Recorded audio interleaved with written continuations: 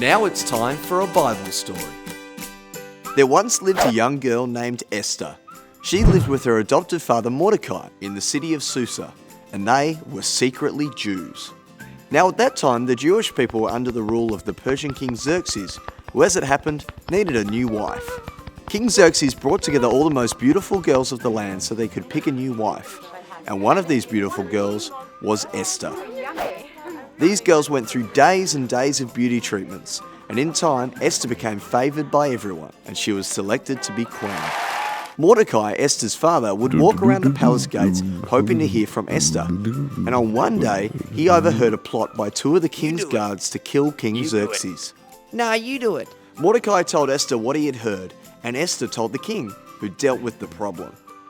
Even though Mordecai saved the king's life, he never received an award, and the king never knew what he did. And then Mordecai found himself in trouble when a man named Haman rose to power. Haman was second in command to Xerxes and would command all people to bow down to him. But Mordecai wouldn't, as he would only bow down to God. Haman was furious and began plans to kill Mordecai and all the Jews. Haman created a law that all Jews must be killed, even the women and the children.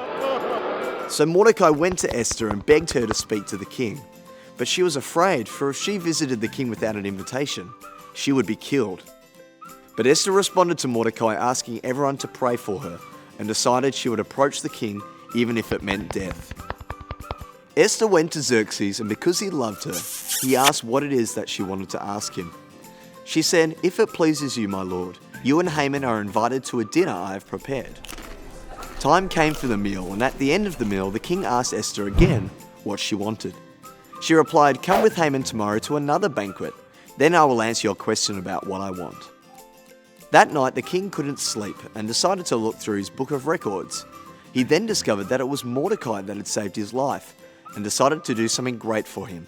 Haman arrived and the king asked him what would be a way of celebrating such a great man. Now, Haman thought the king was talking about himself and suggested that a robe and a horse be provided for this great man to ride on. "Perfect," said the king, and commanded Haman to arrange those things for Mordecai. Haman wasn't pleased. The next day came and it was time for Esther's second dinner feast, and at the end of the meal, King Xerxes yet again asked Esther what it was she wanted. She responded, "If it pleases you, let me live. This is what I ask, and let my people live too, for Haman wishes to kill me and all other Jews." The king was furious and had Haman taken away, removing all his possessions and giving them to Mordecai, giving him the position of second in command. The king wrote a new law for God's people, and Esther and Mordecai lived their life serving the king.